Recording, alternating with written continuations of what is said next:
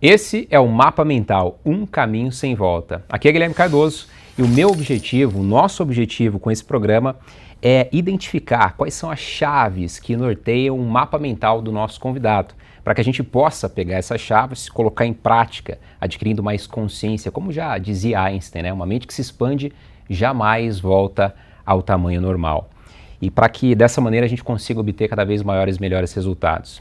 E para esse programa eu tenho como convidado um cara que vai ajudar a gente a entender um pouco mais de forma científica, prática, sobre ansiedade. Como lidar com a ansiedade, né? Como conseguir controlar essa ansiedade, se assim a gente pode dizer. Eu tenho aqui como convidado o Dr. Carlos Ribeiro, que é especialista em neurocirurgia desde 2016, tendo se formado em medicina na Universidade Federal do Espírito Santo em 99, foi chefe do departamento de coluna da residência de Esquizipsena do Hospital Beneficência Portuguesa durante 15 anos, realizou pós-graduação em cirurgia da transição crânio-cervical na Iowa University, nos Estados Unidos, e se especializou em cirurgia de escoliose no Hospital Beneficência Portuguesa de São Paulo. É membro titular da Sociedade Brasileira de Neurocirurgia, da Sociedade Brasileira de Coluna, da Associação Médica Brasileira e médico da Associação Paulista de Medicina e ministra diversos cursos na medicina integrativa, além de ser o criador da técnica decodificação mente e corpo. Dr. Carlos, Opa! Seja muito bem-vindo, é uma honra. Eu que agradeço o convite, Gui. Prazeraço estar aí com vocês, para a gente discutir um pouco sobre o que pode ajudar o mundo a ficar um pouco melhor, né? Muito bom, com certeza, é uma honra tê-lo aqui. Doutora, como que é ser um médico neurocirurgião que abre a cabeça das pessoas e que também foi buscar entender sobre medicina integrativa? E fala um pouco pra gente o que é a medicina integrativa. Bom, na verdade, medicina integrativa tem vários conceitos hoje que acabam se misturando com medicina holística, com medicina ayurvédica, com medicina de tudo quanto é tipo, né? É mais um nome, né, de uma medicina que hoje tem um foco em tentar olhar para o indivíduo, para o ser humano, por uma nova perspectiva, que não seja somente uma perspectiva de o corpo físico em si. E também dentro do corpo físico, outras perspectivas que podem fazer com que o indivíduo adoeça, que não somente aquilo que a medicina ortodoxa traz. Então a medicina integrativa é aquilo que integra tudo aquilo, né, no meu ponto de vista, né? Sim. É a medicina que integra tudo aquilo que pode ajudar as pessoas a terem uma saúde melhor, né? E por isso que eu até estou desenvolvendo aí um projeto chamado Cura Inteligente, né, que se baseia em olhar para o indivíduo na sua perspectiva mais ampla. Como um todo, Como né? um todo, porque eu acredito que a gente pode adoecer de 4 formas, Gui. A forma número 1 é realmente um processo físico, né? E aí é muito importante a gente olhar para a questão epigenética, né? E o que vem a ser isso? Tudo aquilo que a gente faz acaba repercutindo no nosso corpo físico. A gente precisa partir de um princípio que houve um processo evolutivo para que a gente chegasse até aqui, né? Se a gente for buscar, né, na biologia, na antropologia, a espécie humana foi a última espécie a habitar o planeta Terra. A gente tem cerca de 120 mil anos. E isso significa que houve um processo desde o início da vida no planeta Terra, que data cerca de 3,5 bilhões de anos, passando por répteis, vertebrados, mamíferos e até chegar aos seres humanos, vários testes do que funcionaria como sistema, Sim. O que funcionaria como a melhor forma física para habitar esse planeta. Então, a natureza foi evoluindo de uma forma que passou pelo réptil, e aí é o grande momento em que todos os sistemas estavam funcionando, né? Então, se você parar para analisar, nos répteis já tem sistema digestório, sistema respiratório, sistema locomotor, sistema digestivo e assim sucessivamente, né? Então, a gente chama disso da formação do primeiro cérebro. E esse cérebro, nós seres humanos também temos, que é o cérebro chamado de cérebro reptiliano, representado pelo tronco cerebral, né, que vai controlar a gente através de luta, fuga, congelamento. Esse é o sistema que vai controlar a nossa vida. Só que a natureza continua evoluindo, e a partir dessa evolução, o próximo passo é chegar aos mamíferos. E com os mamíferos surgem as emoções. E um grande problema é a gente acreditar que a emoção adoece. Sim. Né? Na verdade, as emoções, elas surgiram como os mamíferos porque os mamíferos agora passam a viver em bandos. Então, em grupos, em bandos, e todas as vezes que eu passo agora a me comunicar com outras pessoas, as emoções passam a ser fundamentais. Então, Paul Ekman é um dos grandes estudiosos que defendem que emoção primária é aquela que pode ser manifestada através de expressão facial. Então a gente consegue reconhecer raiva, tristeza, medo, nojo, aversão, surpresa e alegria. E aí a gente fala, poxa, Carlos, mas de 7 emoções, por que somente uma é boa? Só a alegria. Né? E aí a gente, voltando para a evolução, quando a gente surgiu como espécie, a gente vivia num mundo completamente inóspito. E a gente é uma espécie extremamente frágil. Né? Um dente de uma mordida de um leão, de uma zebra, ou a mordida de qualquer animal pode matar a gente. Pode infeccionar. Pode infeccionar e dar problema. Certo? Então, quando surgem as emoções, elas servem para potencializar o nosso mecanismo de sobrevida. Porque se você olhar na natureza, quem é que sobrevive, tem mais chance de sobreviver? Um animal que foge com medo ou um animal que foge sem medo? Porque agora a gente está usando uma circuitaria no nosso cérebro chamado diencéfalo, ou chamado também sistema límbico. Então agora a gente começa a usar hormônios, porque a gente tem uma estrutura chamada hipotálamo, que está diretamente relacionada com a glândula chamada hipófise, que é a glândula maestra do nosso cérebro, responsável por liberação de hormônios. Então, se antes, como réptil, eu só tinha adrenalina e acetilcolina, agora eu tenho hormônios, como o hormônio do crescimento, o hormônio da tireoide, que vão potencializar o meu mecanismo de fuga. A mesma coisa se você está na natureza e você precisa de lutar. Você vai lutar melhor com raiva ou sem raiva? É claro que com raiva você vai lutar mais e vai lutar melhor. Perfeito. E por último... E nesse caso, né, a emoção raiva, ela pode ser positiva. Como o doutor muito bem trouxe, né? Será que só alegria, né, é uma emoção positiva? Pois é. Então, assim, esse que é o grande problema. Só que a gente começa a achar que isso é ruim. Né? E o que faz com que a gente comece a achar isso ruim? O terceiro andar, que é quando a gente se torna homo sapiens. E aí a gente desenvolve uma terceira parte do nosso cérebro, que chama lobo pré-frontal.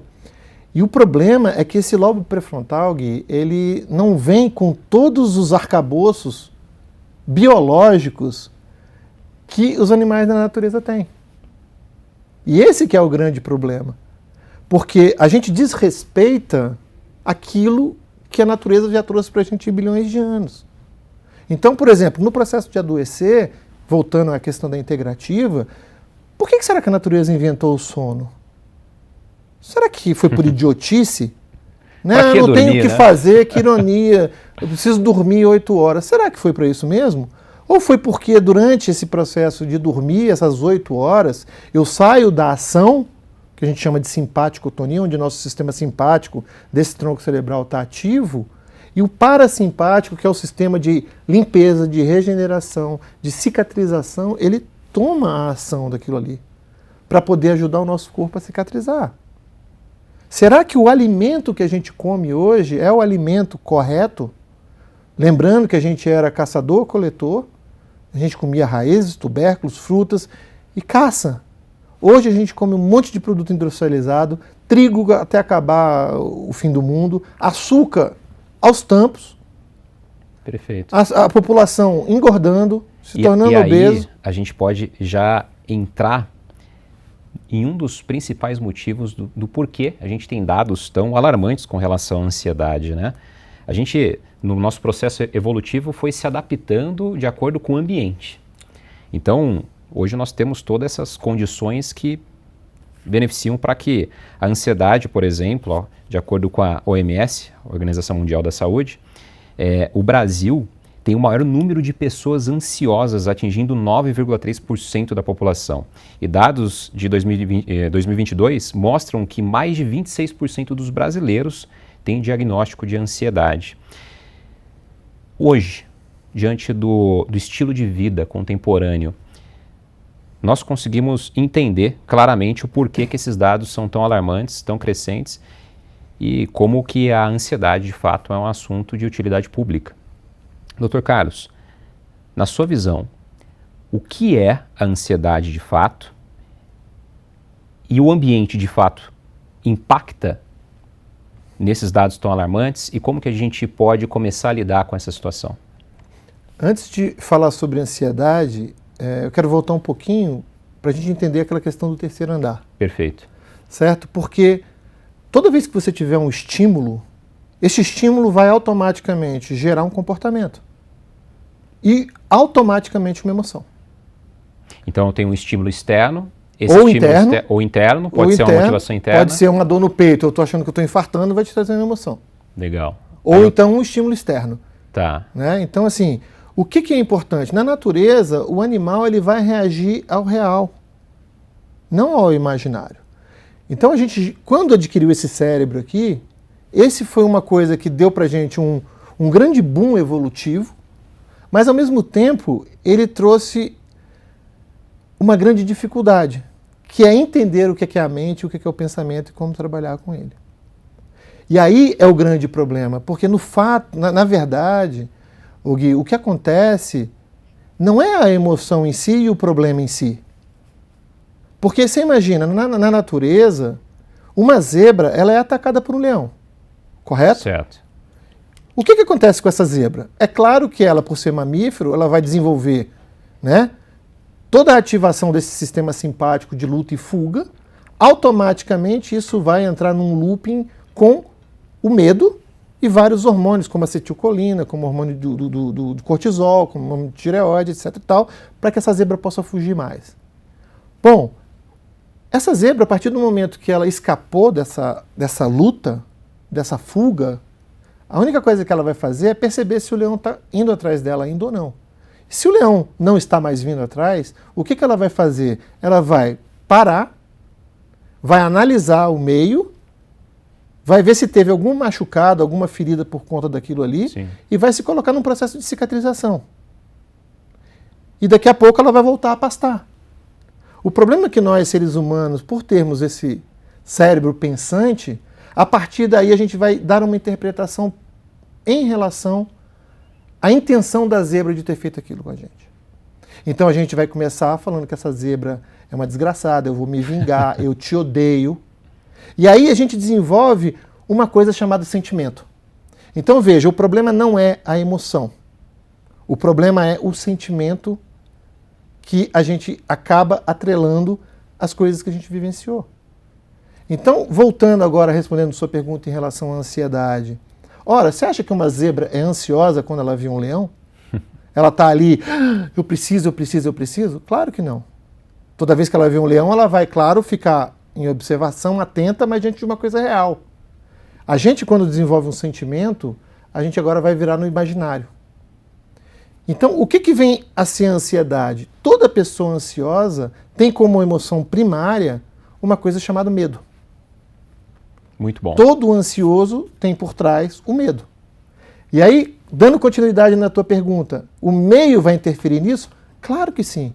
Porque a gente tem que sair, principalmente no Brasil, todos os dias para matar um leão.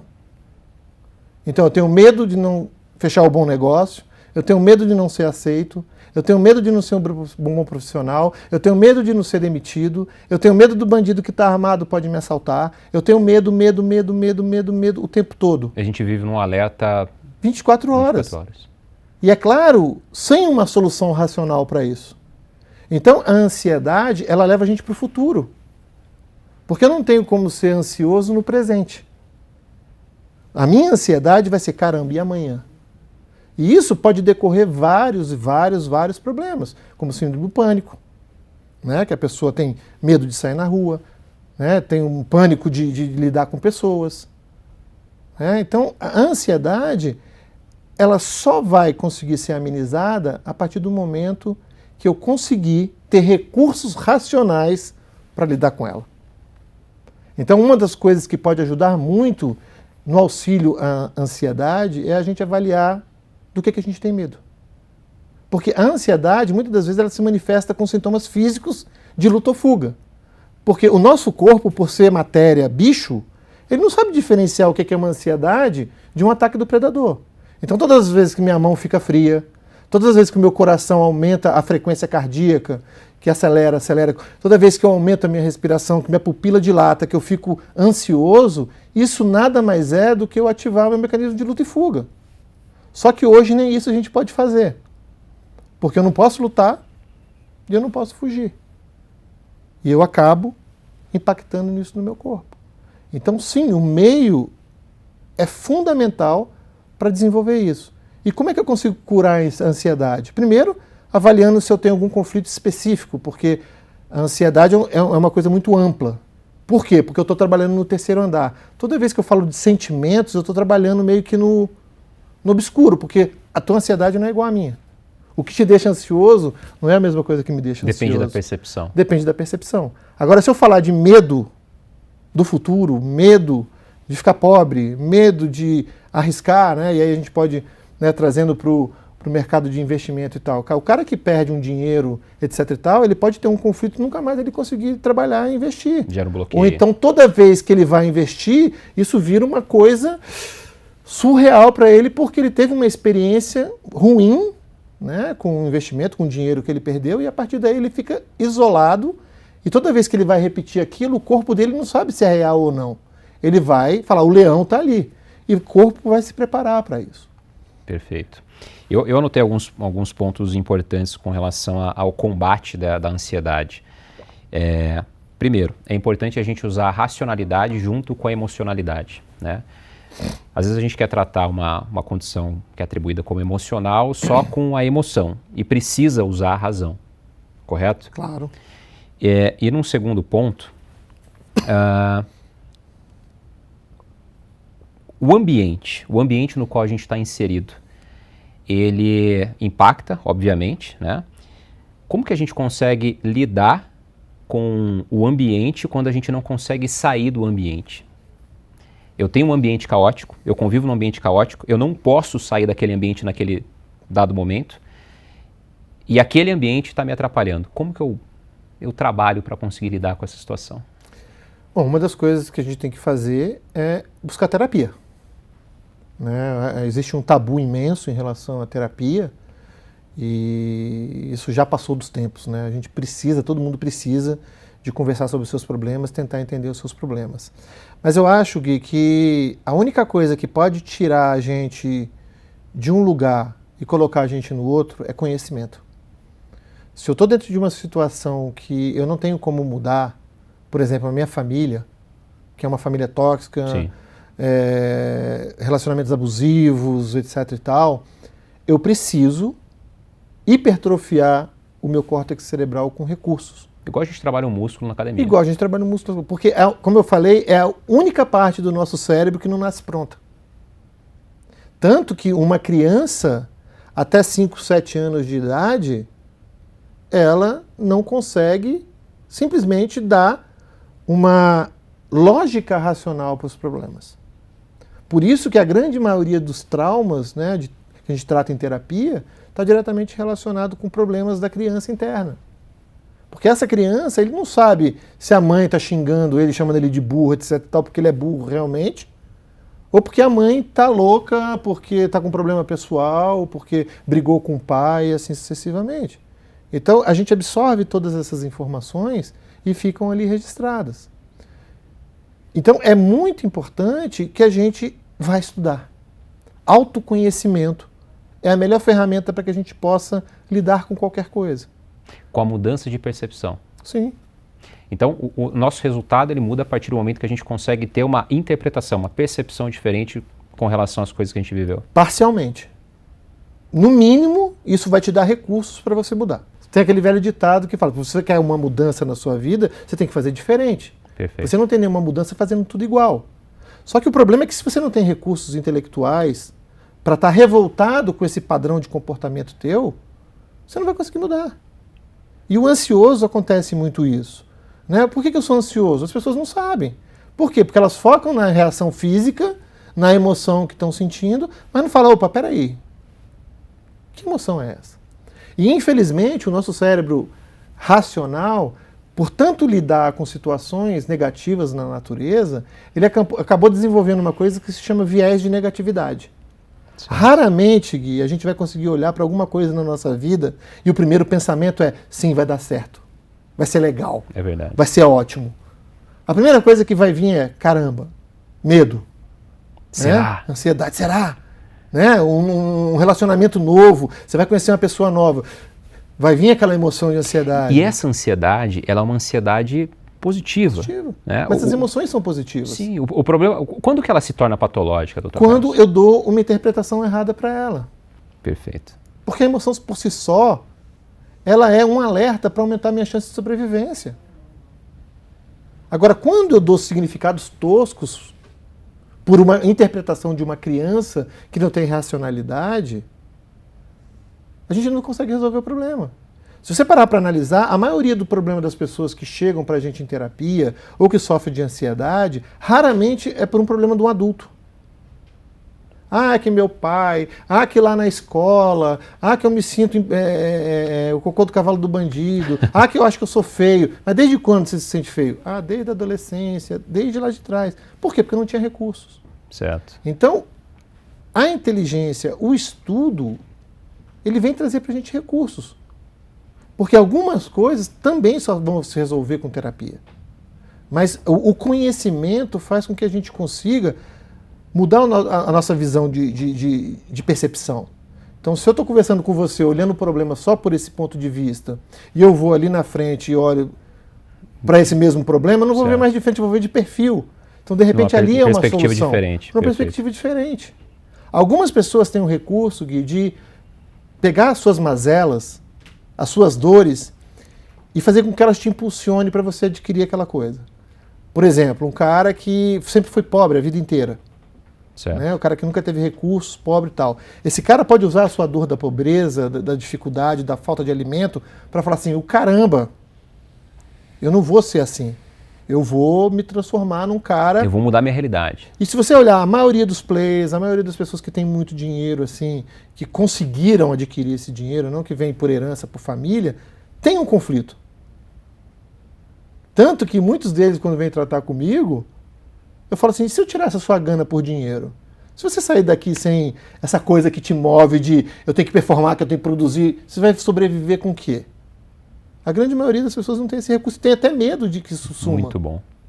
Entendeu? Agora, isso que é importante a gente entender também, fazendo um viés aqui, para a medicina integrativa, de que uma emoção que está dentro da gente por muito tempo, ela pode sim acabar refletindo no meu corpo físico, gerando assim uma doença. Perfeito. Esse é o alicerce do DMC?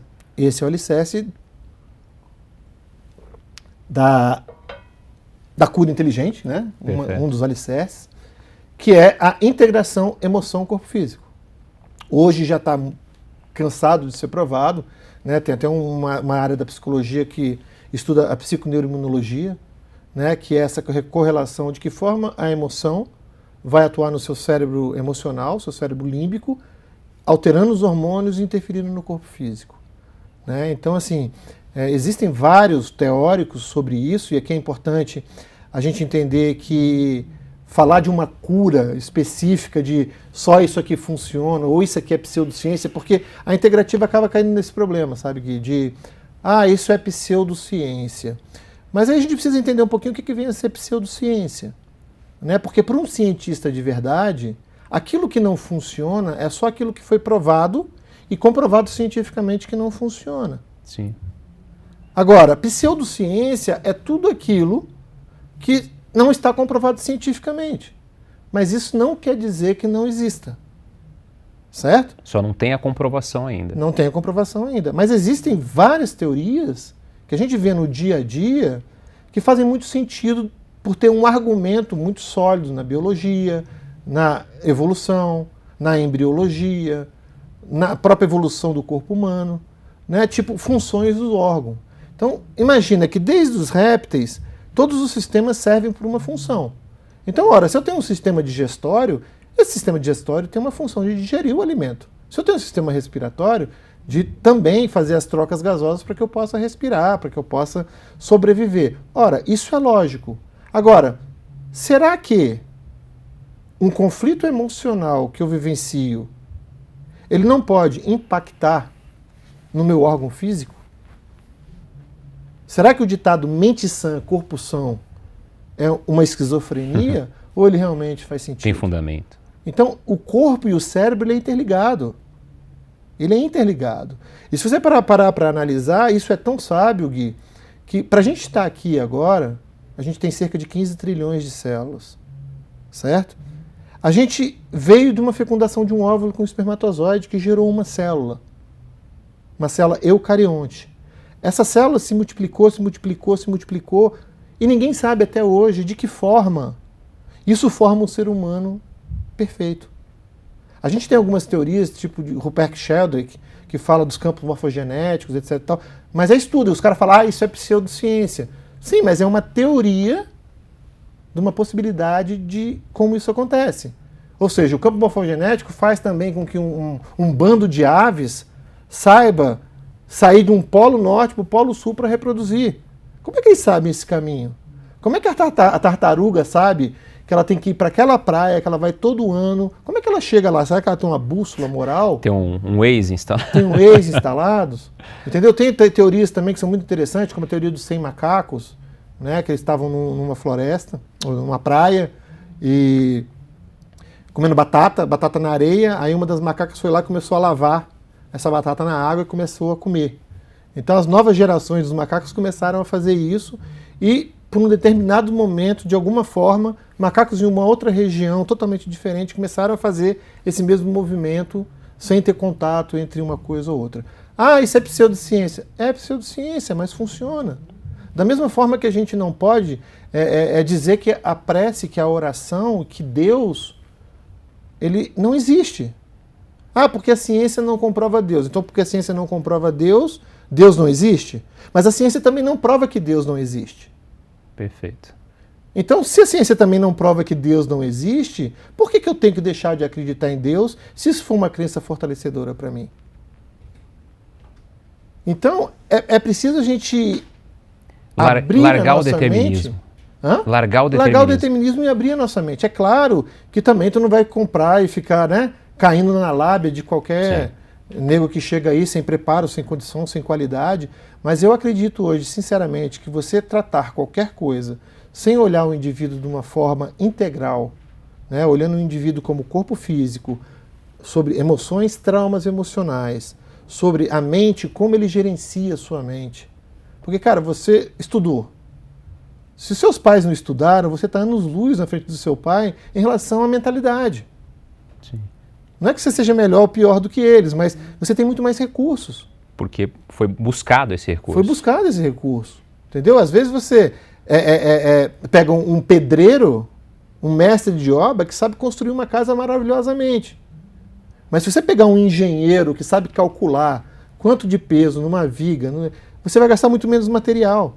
Então você sabe fazer, mas quanto das coisas que os nossos pais nos ensinaram que não nos servem mais? Fazer é uma coisa, como fazer é outra. Como fazer é outra. E esse é o recurso necessário para que a gente possa olhar para a ansiedade com uma outra perspectiva. Porque uma coisa é ansiedade no sentido de fobia. Certo. Eu tenho medo de barata, porque eu também vou ter ansiedade. Até chegar uma síndrome do pânico. Mas o que é uma ansiedade no mundo cotidiano que a gente vive? E aí as pessoas ficam brigando qual é a técnica, que a minha técnica é melhor do que a outra, que a hipnose ericksoniana é melhor do que a clássica, que a terapia comportamental cognitiva é melhor do que a psicanálise, e assim sucessivamente. Mas isso é uma grande ilusão, isso é uma grande besteira.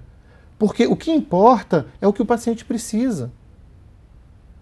Porque depende muito da tua queixa. Porque o que pode te deixar ansioso pode ser o que eu vou comer amanhã. E o que pode me deixar ansioso é por que eu estou nessa vida? O que eu estou fazendo nesse mundo? Que merda que é isso aqui? Pessoas que se agridem, guerra, etc e tal. Eu não quero mais viver assim. Isso pode me gerar uma ansiedade e acaba me gerando uma depressão. É claro que eu não vou poder trabalhar isso com psicanálise. Eu preciso, de repente, procurar uma terapia humanista, uma terapia positivista, uma terapia integral, a psicologia integral. Então, Depende do que o paciente precisa, e não a minha técnica é melhor do que a outra. Agora, eu falar que isso não funciona, isso não presta, porque ela não está dentro do meu sistema de crenças, ou porque cientificamente não está comprovado, isso é muito complicado. Agora mesmo está saindo um trabalho científico em relação aos antidepressivos. Né? A teoria das monaminas, que a depressão é por conta da falta de um neurotransmissor, isso está caindo por terra. Então, hoje, o olhar para o indivíduo tem que ser um olhar amplo. E tudo por conta de questionamentos, né? A gente percebe que a medicina integrativa ela é eficaz porque ela busca as respostas do indivíduo a partir de perguntas bem feitas, bem estruturadas, né? Não é de pirona para todo mundo. Pois é. E assim, e por que existe a medicina integrativa? Porque existe uma lacuna na medicina ortodoxa. Porque se ela fosse única e exclusiva, não ia precisar buscar outros caminhos. Agora, a medicina ortodoxa ela é fundamental, Gui. Sim. Esse é um grande outro problema que eu sempre argumento e sempre falo com o pessoal quando a gente dá curso, etc e tal. Cara, uma coisa não pode excluir a outra.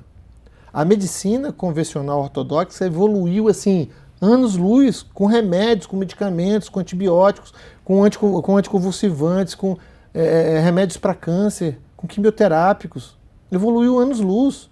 Só que a grande pergunta que a medicina ortodoxa não faz é qual é a causa. Então, se eu trabalho numa situação onde eu tenho uma doença e a partir daí o meu único recurso é combater essa doença, isso me dá uma brecha, e aí é o que eu sempre falo para as pessoas, qual é a causa da sua doença? Você perguntou para o seu médico qual é a causa da sua doença? Porque aí entra um leque de possibilidades de causa de sua doença. Tem uma causa, né? Tem que ter. Né? Por exemplo... A gente não nasce com a patologia. Pois é. Porque assim, por muito tempo, antes do projeto Genoma, a gente era refém do gene. Né? Você tem um código genético, você tem o gene, obrigatoriamente você vai ter a doença. Só que os caras se surpreenderam no projeto Genoma, que eles achavam que a gente teria uma quantidade de gene muito maior do que realmente eles conseguiram mapear. Tem plantas que têm o mesmo código genético com a gente. Rato, Caraca. macaco, tem 2 genes a mais do que a gente. Então, de onde que vem essa complexidade toda? Então, olhar para a causa é fundamental. Bom, se a gente fosse realmente somente um determinismo do gene, por que você desenvolveu um câncer com 60 anos na hora que você nasceu? Alguma coisa precisa ter acontecido ali para esse gene que estava ali guardadinho, quietinho, começasse a se manifestar. E aí a gente precisa olhar, Gui, que isso é um grande outro problema da grande maioria das pessoas, é acharem que a cura vai estar no médico, no terapeuta, no psicólogo, no remédio. Perfeito. Não existe cura sem autoconhecimento. Perfeito. Não existe cura se você não mudar a sua percepção do mundo, se você não mudar seus hábitos. Então, cara, se eu como só porcaria, só produto industrializado. Cara, imagina, não sei se você é do interior, né? Sim. Então você já deve ter tomado leite de vaca. Opa! Quanto tempo dura um leite de vaca? Dura muito menos do que o leite de caixinha. Você entendeu? 48 horas, se você não ferver, não está fervendo o leite o tempo todo, etc e tal, ele vai estragar. Aí você coloca um leite na prateleira que dura 6 meses. Será que não tem química ali até os tubos, que isso pode acabar prejudicando o nosso corpo físico? Muito bom. Poxa, os animais que a gente come hoje, sabe? Eu sei que a gente vive uma superpopulação, necessidade de quantidade de alimentos, etc e tal. Mas, cara, todos os animais que a gente come hoje estão à base de hormônio. Uma galinha que precisava de 40 dias para poder se tornar madura para o abate, hoje é 15, 25 dias. O que será que estão dando para elas comerem? E é claro que aqui eu não estou questionando, né? O objetivo não é esse. O objetivo é tentar entender que sim, o alimento que a gente ingere, ele é quem a gente é. Diga-me o que você come que eu te direi quem você é. Perfeito. Então, por exemplo, a gente fala de pandemia, né? Poxa, o que a gente come? O que a gente come? O que a pandemia causou de estresse emocional para as pessoas? Pelo simples fato de não poder sair de casa. Como que você fala de saúde sem falar de gestão de emoção?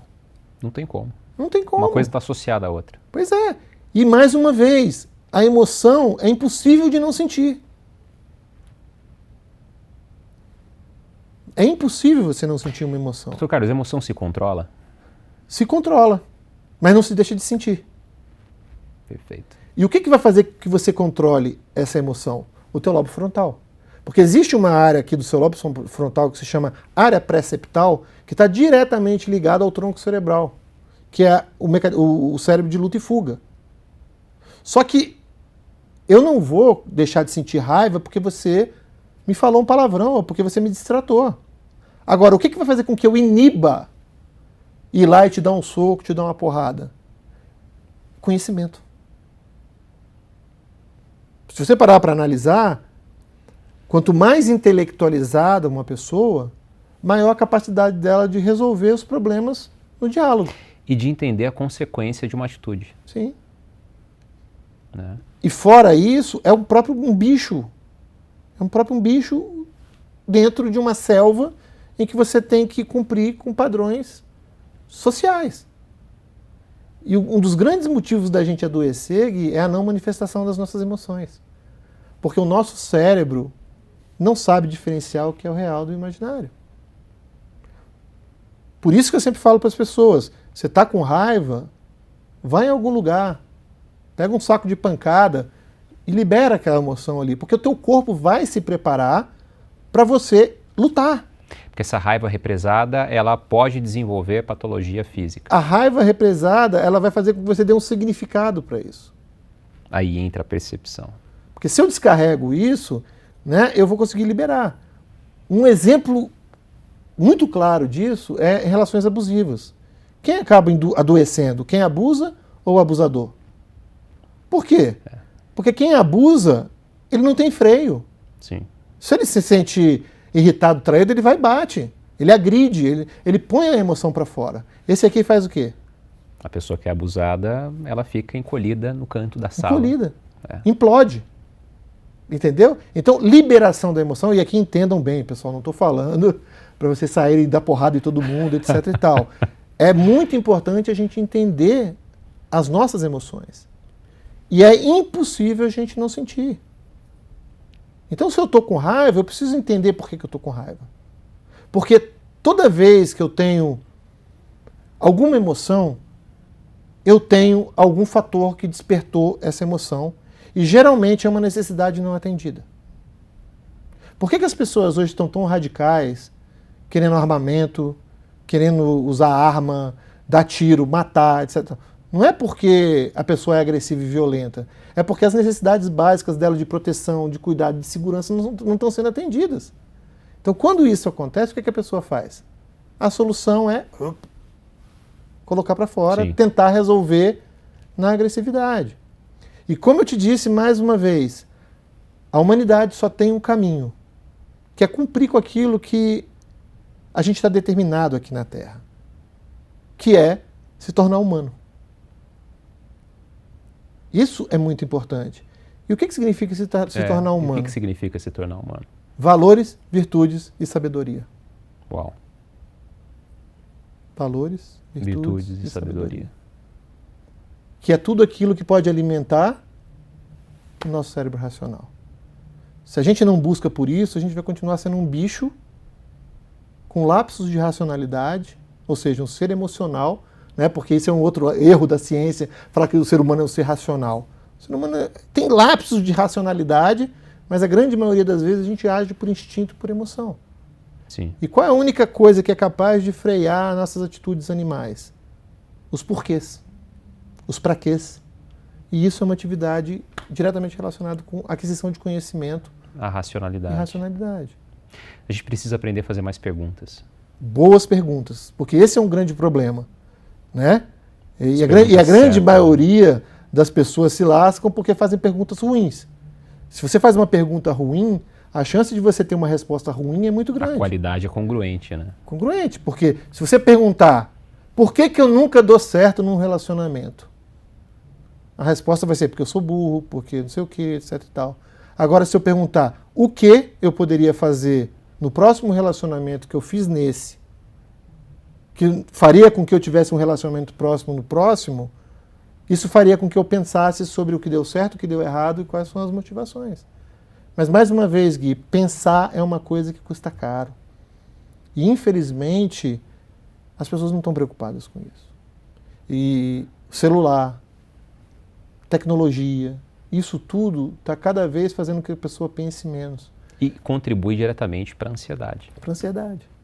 Porque não existe como você controlar a ansiedade se não for você estopar o looping. Porque assim, você tem um estímulo.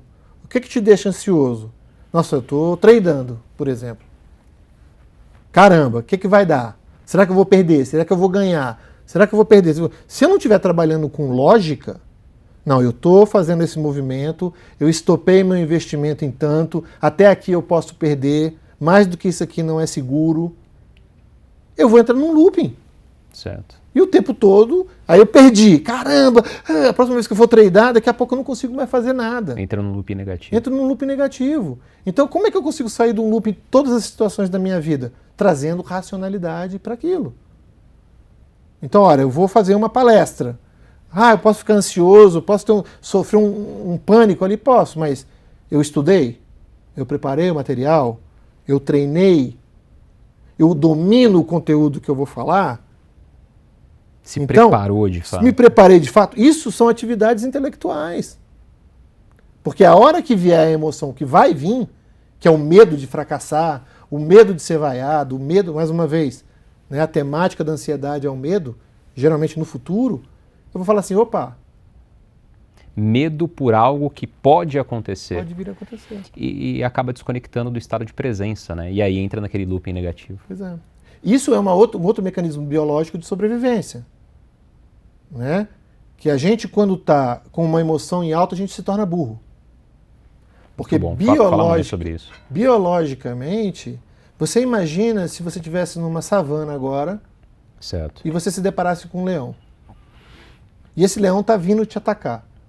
Você imagina se a tua conduta fosse: esse leão corre a 60 km por hora, eu corro a 10, daqui naquela árvore tem 100 metros, se eu correr 20 metros por segundo e o leão a 60, será que eu vou chegar na árvore primeiro? O que aconteceu comigo? Já morri. Já morreu. Já morri há muito tempo. Então, a primeira coisa, quando eu estou diante de uma ameaça, a primeira coisa que vai me dar é ativar o meu mecanismo de luta e fuga para que eu possa lutar e fugir.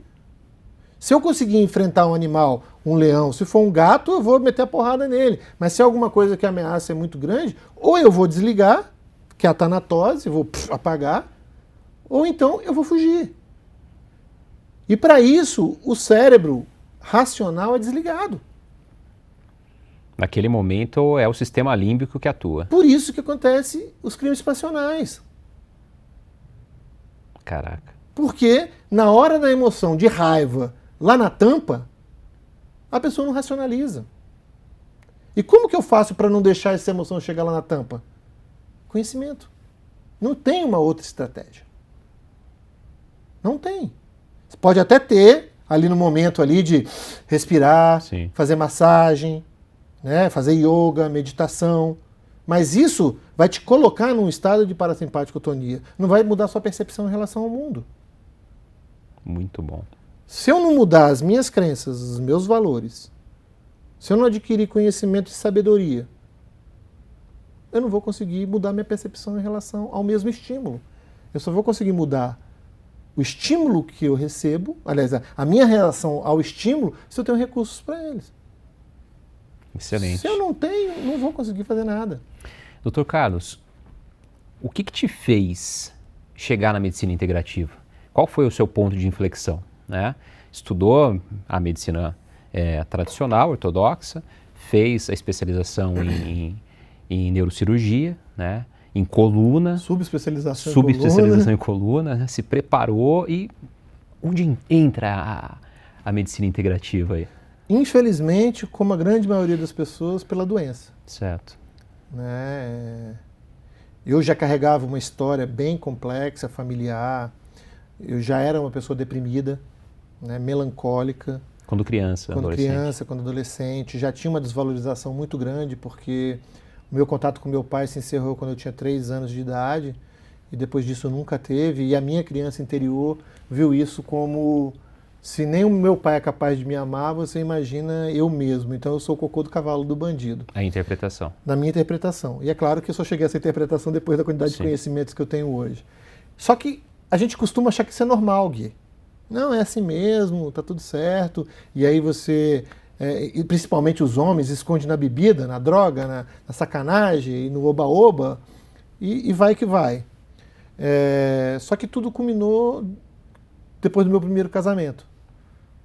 Que aí eu fiz uma dor crônica no meu quadril, que fiz vários exames, várias coisas, e aí mais uma vez a grande pergunta, qual é a causa?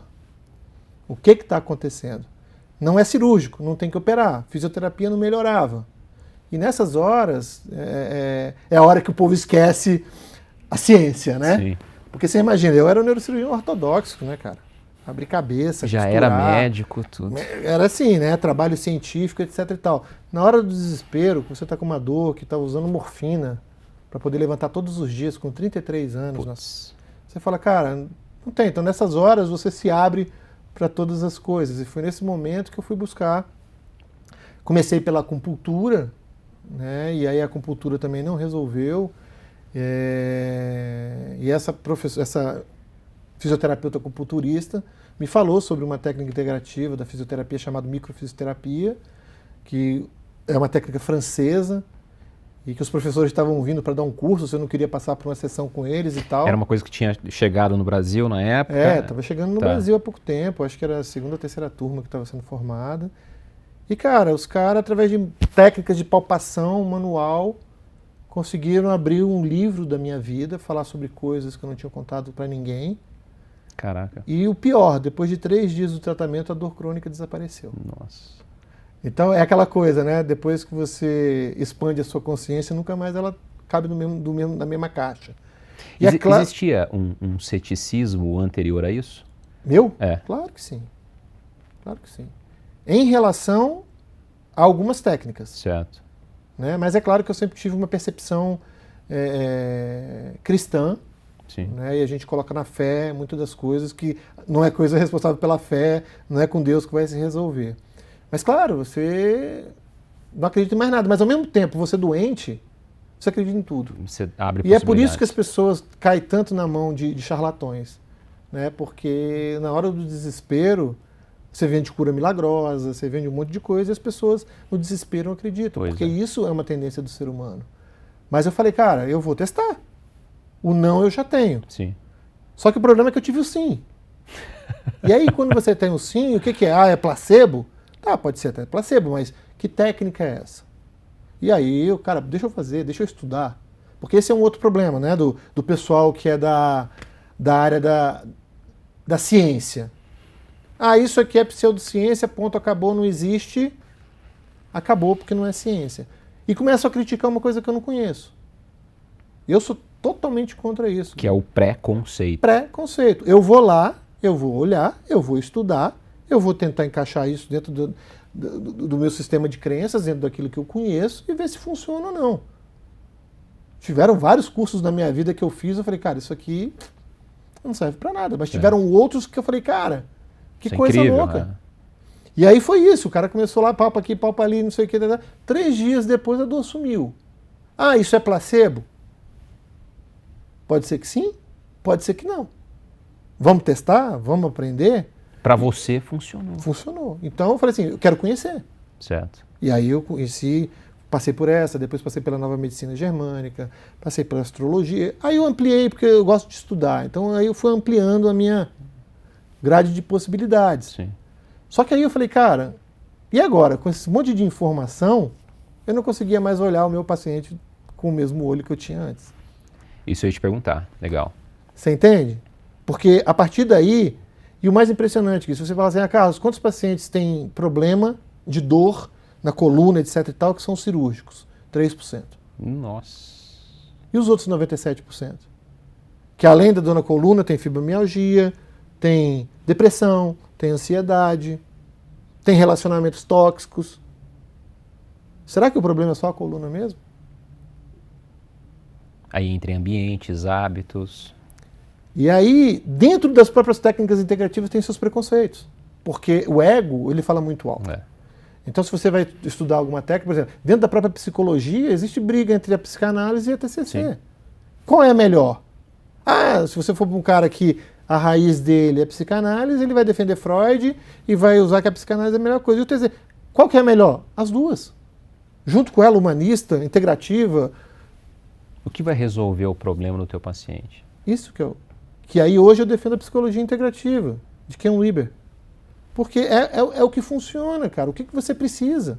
Não é a minha técnica. O paciente não tem que se adaptar à sua técnica.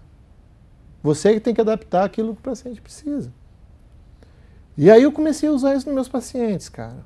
E por incrível que pareça, os caras começaram a melhorar muito. Incrível. Muito. E hoje no teu consultório chega pessoas te procurando como neurocirurgião ou às vezes especificamente para tratar a medicina integrativa? Sim. Chega dos dois casos? Chega dos dois casos. E o meu grande sonho, né, dessa cura integrativa é de trazer a consciência para as pessoas de se olharem de forma integral. Porque tem muitas pessoas que têm indicação de cirurgia, tem dor, tem etc e tal, você opera, a pessoa não melhora. Certo. Foi a técnica? Não foi a técnica, porque a técnica que eu usei com você eu uso no outro. Por que o outro melhorou e esse aqui não melhorou? Sendo que os dois tinham indicação de cirurgia. Será que o único problema era a tua coluna, porque você carregou peso, porque você senta errado no sofá? Só o físico, né? Que você está doente? Pode ser que sim. E se for, vamos corrigir. Para isso existe a osteopatia, a terapia crânio-sacral, posturologia neurosensorial. Existe uma ampla abordagem de coisas que vão olhar o teu corpo físico. Assim como hoje existe a medicina funcional, a medicina integrativa, que vai olhar se você tem déficit de vitamina, se você tem os sais minerais, se você está se alimentando direito, se você não precisa de uma suplementação de alguma coisa. Será que todo mundo come e a carga dos alimentos, a quantidade de nutrientes dos alimentos hoje são a mesma dos alimentos que a gente comia antes? Será que a quantidade de sol que a gente pega hoje é a mesma quantidade de sol que a gente pegava antes? É claro que a gente não pode enlouquecer e achar que todo mundo tem que ser no sorinho, etc e tal. Mas olhar para o indivíduo, mudar hábitos, mudar a alimentação, sono, qualidade de vida, relacionamentos, isso tudo não pode mais ser descartado em relação ao processo de adoecer. Perfeito. E tudo isso pode levar à ansiedade. Então, a ansiedade é um tema muito complexo. Muito amplo, né? Muito amplo, porque um próprio relacionamento pode trazer ansiedade. Ansiedade patológica. Patológica. Perfeito. Porque é o medo de quê? O medo de alguma coisa do futuro. Tudo isso é ansiedade. Agora, qual a interpretação que eu dei para esse medo? Qual é a minha ansiedade? Qual é a sua ansiedade? Porque o medo, a gente vai com ele. Sim. Agora, quando é uma fobia, quando é alguma coisa mais patológica, isso te trava. E você não vai conseguir ir. Porque 90% do nosso cérebro, ele é inconsciente. 10% é racional consciente. Então quem vai ganhar? É a mesma coisa de você estar em cima de um elefante e achar que você guia o elefante. Né? O elefante, a hora que ele sair correndo, você não para ele nunca mais. É a mesma coisa com o nosso cérebro inconsciente. Ele vai fazer tudo para que a gente possa sobreviver. Então esse ponto de vista, essa perspectiva, o Gui, ele leva a gente a uma autorresponsabilidade. Porque eu só vou ter cura, eu só vou ter saúde se eu conseguir mudar aquilo que me adoece. Perfeito. E a gente não pode pensar que o nosso corpo, sendo um corpo perfeito, né, que surge de uma fusão do óvulo com o espermatozoide, que tem células lá fundamentais, que vão gerar todos os nossos órgãos, e elas sabem para onde ir sem que ninguém pergunte. Porque se você pegar uma célula do fio do cabelo e uma unha do dedão do pé, é a mesma célula. É o mesmo código genético. Como que uma sabe que vai virar fígado, a outra sabe que vai virar olho, a outra sabe que vai virar ouvido? Né? Como que isso funciona? Para a gente achar que esse corpo está gerando uma rebelião contra a gente para destruir, para ferrar a gente. Não dá para a gente pensar mais dessa forma. A gente tem que pensar o que eu estou fazendo que está me adoecendo. Eu uso muito uma metáfora que é do carro e do motorista. Certo. Você tira um carro zero da concessionária e dá na mão do motorista. Dependendo de como esse motorista vai cuidar desse carro, ele vai durar 2 dias, 1 mês, 1 ano, ou vai virar um carro de colecionador. É a gasolina que eu coloco nesse carro. Por que a gasolina que eu coloco no carro ela é diferente da gasolina que eu coloco alimento dentro do meu corpo? Incrível, incrível. Não é diferente. Como que eu estou cuidando, né, desse Como corpo? que eu estou cuidando? E aí cuidar significa alimentação, significa sono, significa atividade física, significa relacionamentos sadios, significa descanso. Isso é um grande boom que hoje está aí, está adoecendo um monte de gente, tal da performance. Performance só serve se for por um tempo. A performance tem que ter dia e hora marcada. Porque senão ela vai adoecer a gente. É desequilíbrio, né? Por quê? Porque nosso corpo precisa de no mínimo 8 horas para poder limpar todo o estrago que a nossa ação do dia fez.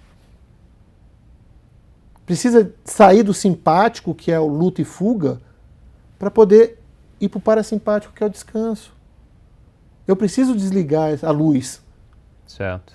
Se eu fico com a luz o tempo todo acesa, aí é insônia, aí é intestino preso. Tem que colocar para carregar, né? Tem que pôr para carregar. Tem que colocar para manutenção. Você não tem que... Imagina, um carro, você tem que fazer revisão. Exato. Você tem que trocar óleo, você tem que... Por que o corpo não? Por que a gente entra nessa loucura de ficar correndo atrás do rabo? Né? E as pessoas incentivam isso, muitas pessoas compram esse tipo de produto, de você vai ficar milionário. Cara, não dá para todo mundo ficar milionário. Dá para você viver bem. Agora ficar milionário, se todo mundo ficasse milionário, ia acabar o dinheiro do mundo, porque você tem uma quantidade fixa de dinheiro. Elas estão circulando. Na mão de alguém ela está. Então o que a gente tem que prezar é uma qualidade de vida. E o que é bom para você não é obrigatoriamente bom para mim. E aí entra mais uma vez eu olhar para as minhas dores. Porque às vezes eu já tenho uma cobertura, uma BMW, um helicóptero, um avião, e eu estou achando que isso ainda não é suficiente para mim. Verdade. Como que eu vou conseguir sair desse looping? Valores, virtudes e sabedoria. Ser humano. Ser humano. Me tornar humano. E a partir daí, quando eu me torno humano, eu mato o principal causador da desgraça que a gente está vivendo, que é o egoísmo. O egoísmo é a fonte primária e principal de toda doença que acontece, de toda loucura que a gente está vivendo. Porque se eu deixar de pensar em mim e passar para pensar no outro, a gente vai ter um mundo melhor.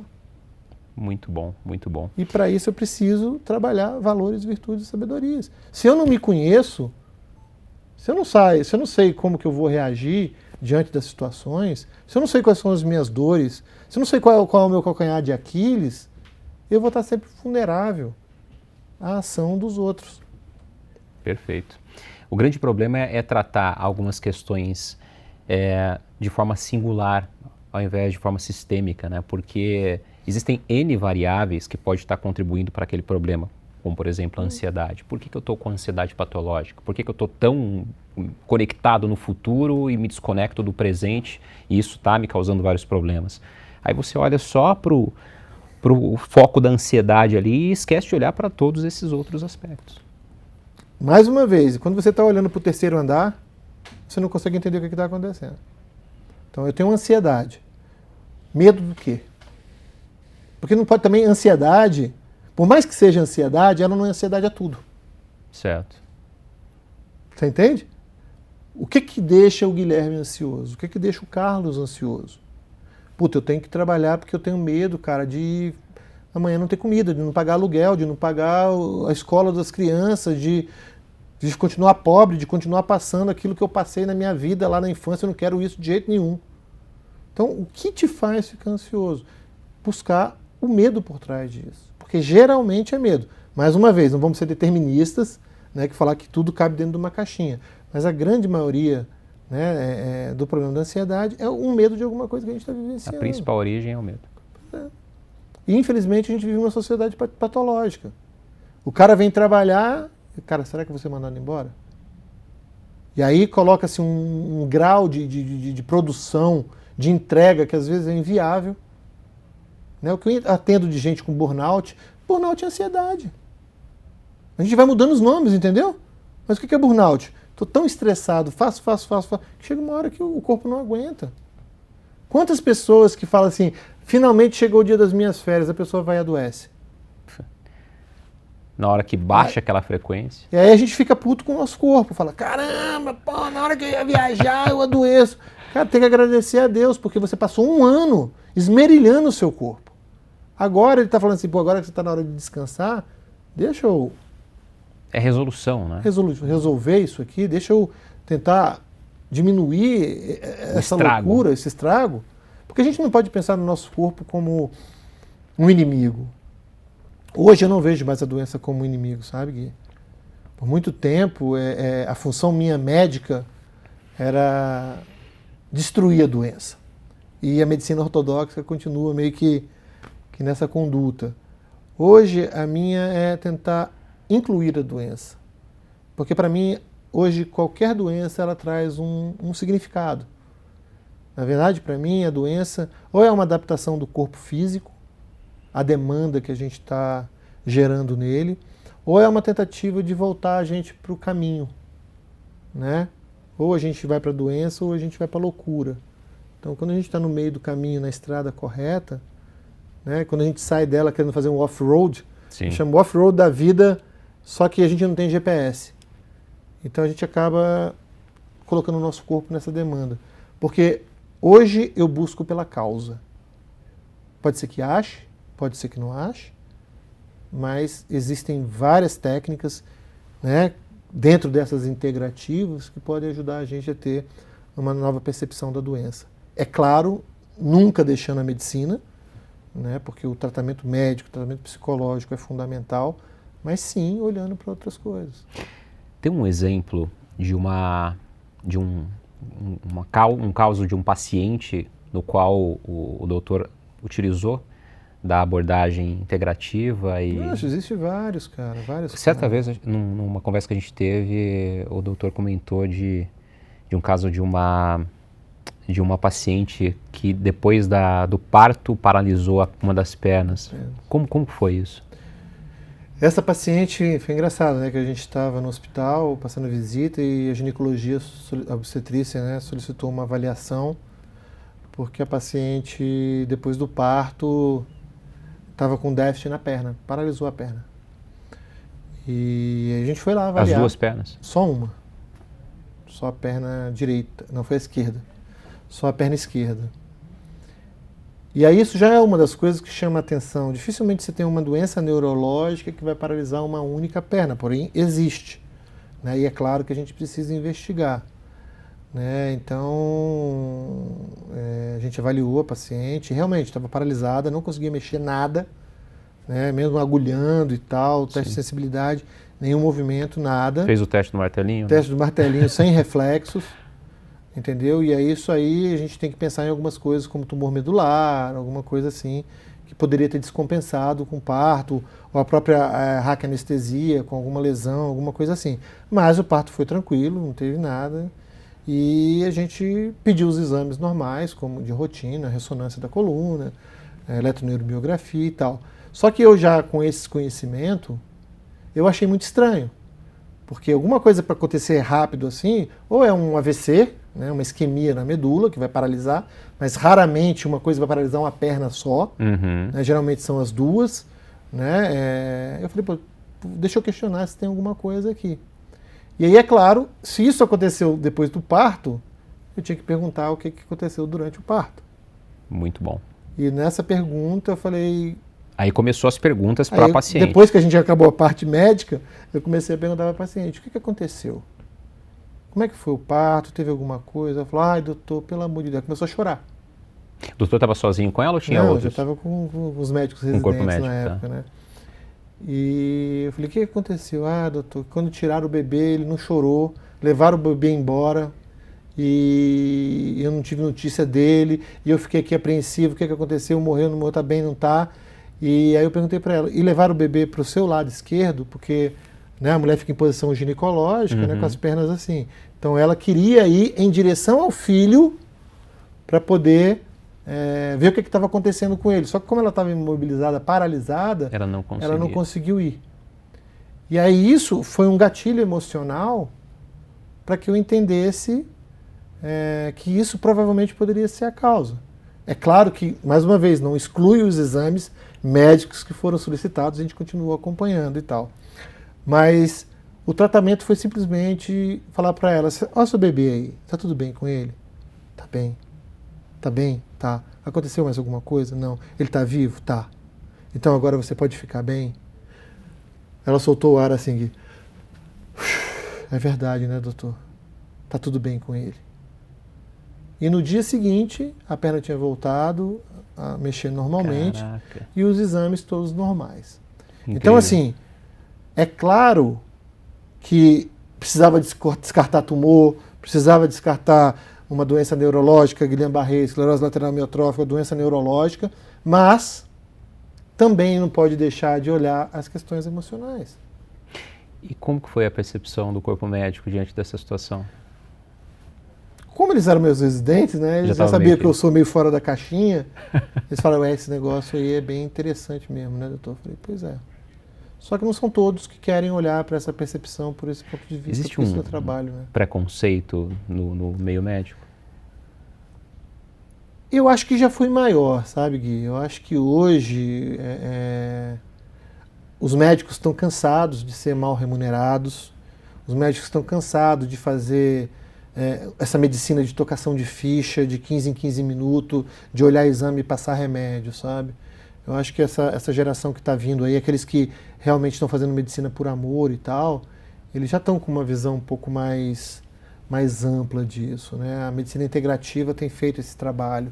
O que falta ainda é essa fusão de dar recursos, de olhar de uma forma ampla para tudo, né?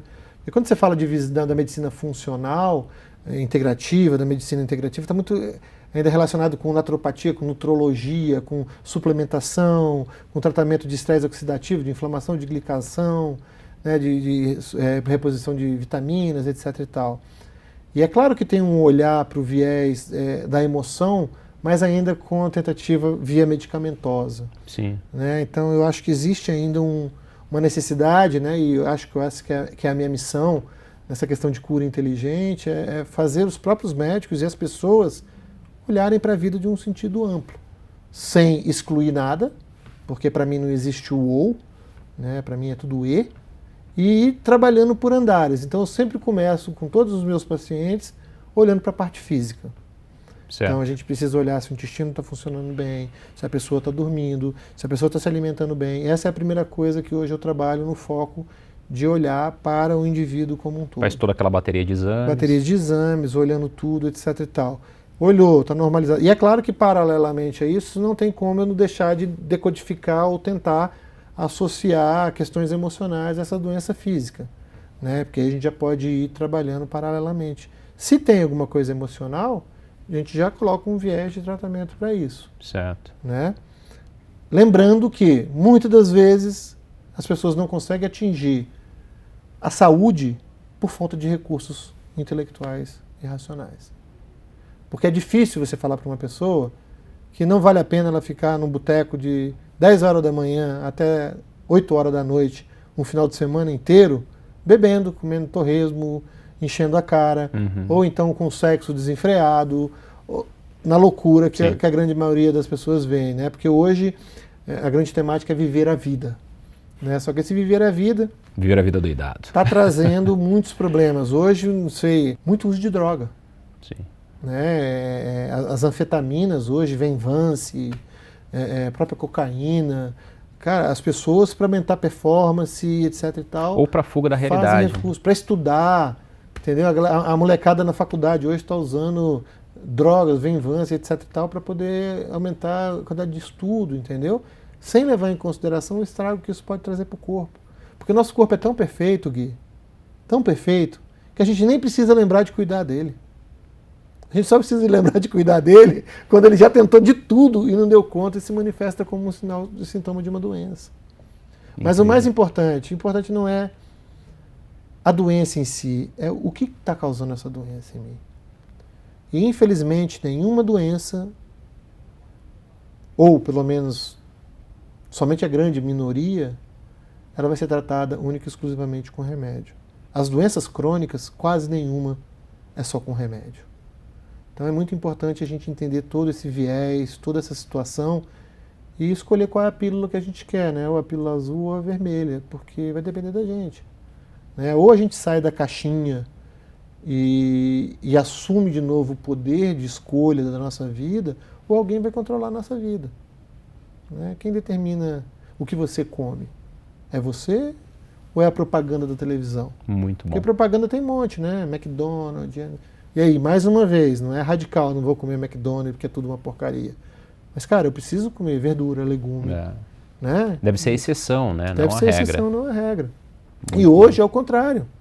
Né? Hoje a gente, às vezes, nem tempo para comer tem. Quando tem é fast food. De que forma isso pode fazer bem pra gente?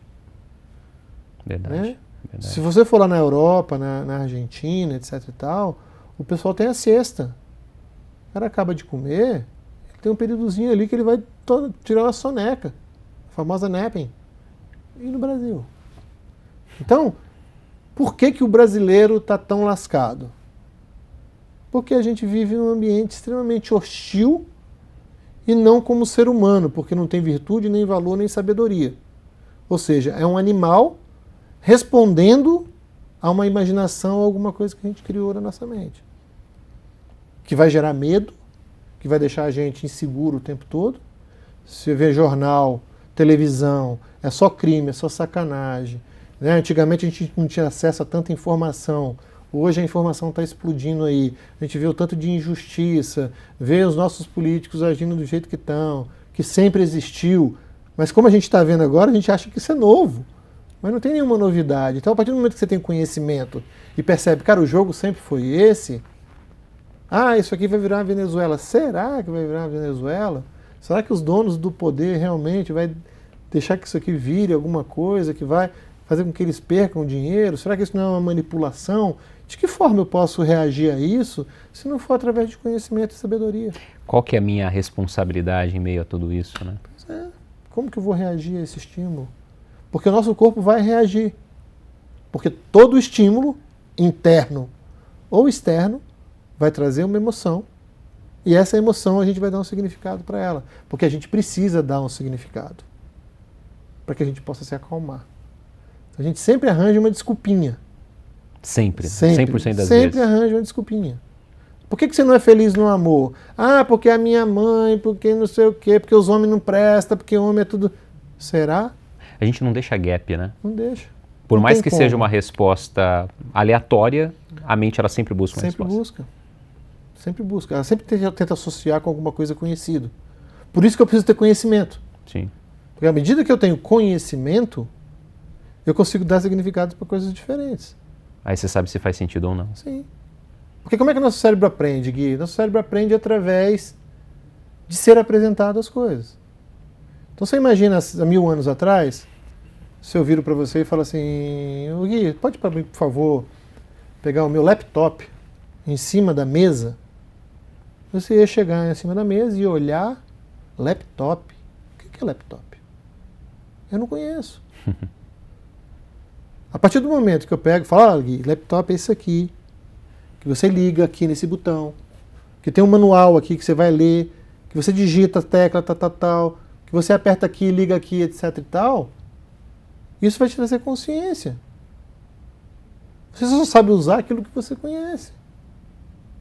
E é assim que o cérebro faz. Então, imagina, a primeira coisa que a gente recebe de informação são impulsos elétricos. Esses impulsos elétricos vão chegar em áreas primárias do nosso cérebro. Então, no nosso cérebro tem o centro da visão, o centro da gustação, o centro da olfação, o centro da audição. Só que se chegar como uma informação, é só uma informação. Você entende? Bom, muito bom. Aí, a partir daí, eu preciso de tocar, sentir. Por isso que a criança pega e coloca tudo na boca. É a fase oral. Ela está sentindo o gosto, está pegando, sabendo qual é a consistência. Aí a mãe vem falar, não, isso não. Porque aí ela começa a aprender que isso não é para colocar no olho, que isso é perigoso. E a gente começa a ser programado. Ao ponto que chega uma hora que se eu te mostrar uma tampa de uma caneta, por associação, Você vai falar, isso aqui é uma tampa de uma caneta. Inconsciente, né, muitas vezes. Inconsciente porque vira hábito. Vira hábito. Mas ela é consciente, o processo de aprendizado.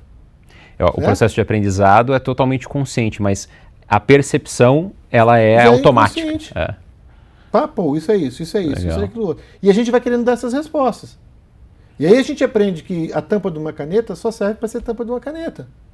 Mas você também imagina, você pode pegar a tampa de caneta e usar ela para desentupir alguma coisa. Tem gente que usa a tampa de caneta para tirar a cera do ouvido, para coçar o ouvido.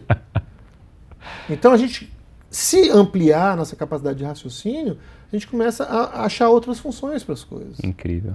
E aí vem o processo de significado. Por exemplo, uma caneta, ela pode significar só uma caneta. Até o dia em que você tiver um acidente, que essa caneta furou seu olho e você ficou cego. Aí, a partir desse momento, quando você olhar para aquela caneta, você não vai olhar mais só uma caneta. Você vai ter agora uma área terciária do seu cérebro que vai associar e atrelar uma emoção a um significado de um evento traumático que você vivenciou. Vai gerar medo, ansiedade. Então já não é mais uma caneta. É uma ameaça. É uma ameaça. E esse é o grande problema, porque a grande maioria dos traumas que a gente tem na nossa vida é pela incapacidade de conseguir racionalizar e entender aquele evento que está acontecendo. Sim. Porque a mente ela vai sempre conseguir tentar achar um espaço para justificar alguma coisa. E esse que é o grande problema, a gente conseguir trazer para a racionalidade. E um grande exercício que existe para isso é a gente questionar os nossos pensamentos. Porque como a gente já falou aqui, ele sempre vai trazer um viés de negatividade. E quando você pega esse pensamento e você questiona ele, fala assim, tá bom, já que você acha que não vai dar certo, me prove por que não vai dar certo.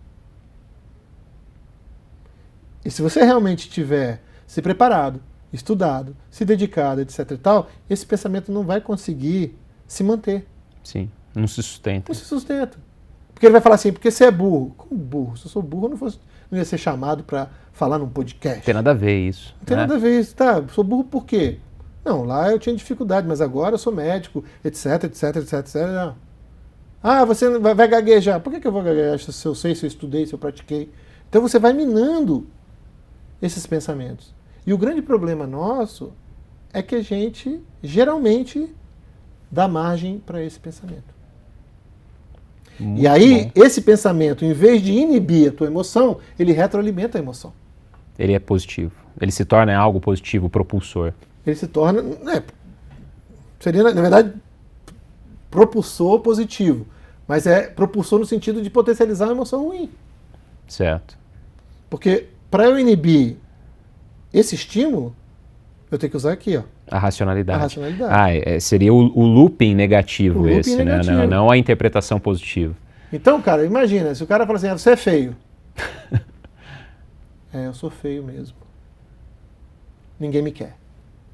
Ninguém me ama. Não vai dar nada certo. O que eu estou fazendo? Eu estou retroalimentando a minha programação. Perfeito, perfeito, perfeito. Agora, a partir do momento que vê assim, eu sou feio. Tá bom, eu sou feio por quê? Porque eu não tenho nariz assim, assim, assim. Tá bom. Mas eu sou feio, mas eu sou uma pessoa gente boa. Eu sou magro. Eu sou produtivo, eu sou inteligente. Eu tenho uma boa papa, uma boa lábia. Feio na percepção do quê? Do quê? De quem? Exatamente. Perfeito. Você entendeu? Então, assim, o grande segredo é a gente ter recursos. E, infelizmente, recursos não se adquirem se não for através de estudos, de informação, de buscar, de domar esse bicho que existe dentro da gente. Boas Mas lembrando perguntas. que ele existe. Muito bom. E não tem como a gente matar esse bicho, porque se a gente mata esse bicho, a gente está matando a gente mesmo. Então é como que a gente pode viver em paz com o que é natureza, com o que é mente, com o que é espiritual, e assim sucessivamente. E por último, que eu também já vi vários casos, problemas espirituais causando doenças emocionais e físicas. A gente não pode descartar, porque a ciência não prova que existe Deus, que não existe o demônio, que não existe a espiritualidade, que não possa existir interferência espiritual, etc. e tal, no adoecer das pessoas. A gente não pode partir da premissa que todas as religiões são vagabundas, só tem bandido, etc. e tal. Sim. Porque se o fosse, isso não causaria tanta transformação. Tem algum caso no qual O doutor orientou uma abordagem espiritual? Tem, poxa, o último caso que eu abordei agora foi até interessante, que o cara veio com um quadro de paralisia das pernas, Certo. né? O cara é um nadador de mar aberto. Ele começou a ter fraqueza nas pernas, e foi para o hospital, fizeram uma ressonância com a torácica, acharam uma hérnia, disseram que era cirúrgica, operaram o cara. Ele teve uma melhora, mas voltou de novo a piorar. E aí o pessoal se lembrou de mim, né? Por ser... Ele piorou no mesmo ponto que ele estava antes? Piorou no mesmo ponto que ele estava antes. Né? De bengala e tudo. Quando ele chegou no meu consultório, ele estava andando apoiado de bengala. Certo. Né? E as pernas extremamente fracas e tal. Então, como o pessoal já me conhece, né, com esse viés integrativo e tal, falou, Carlos, tô te mandando aí para você ver se tem alguma coisa emocional, alguma coisa que justifique isso aí, tal. E durante a minha anamnese, a minha coisa, né, meu bate-papo, eu percebi que não tinha nenhuma alteração que justificasse esse quadro que ele estava apresentando, né? E aí eu fiz alguns testes de cinesiologia aplicado, perguntando se era espiritual, né, físico, mental. Espiritual, quando eu questionei sobre experimental, o corpo dele sinalizou que sim. E aí eu perguntei para a pessoa qual era a religião dela e tal, e ela frequentava a Umbanda, e aí eu encaminhei ela para um sacerdote do Ifá, né, que é uma religião africana. E a notícia que eu tive última é que o cara tá jogando bola, tá super bem, voltou a caminhar sem problema nenhum. Aí você pode falar, mas isso é placebo. Isso é influência da cabeça do cara. Que seja. O importante não é o nome que eu vou dar à cura. O importante é a cura. Você entendeu? Mas eu acho muito difícil de ser só emocional, porque eu investiguei as questões emocionais e nada fazia sentido. O cara não tinha problema. Não tinha motivo para estar fugindo, paralisando ou qualquer coisa nesse sentido. Certo? E o interessante é que depois ele veio me contar, depois desses trabalhos todos, que ele teve um ancestral, um bisavô, se não me engano, que foi atropelado por um trem, foi cortado no meio e ficou agonizando até morrer, né, porque não deu o que fazer. Então, não é? Será que não é? Isso para mim não importa, sabe, Gui? Eu acho que o que importa é tentar ajudar as pessoas da melhor forma possível, com caráter, com responsabilidade, e ampliando o máximo possível as perspectivas de cura. Quantas curas a gente já não viu em igreja? Sim. Sabe? Quantas curas a gente já não viu em centros espíritas, em vários lugares?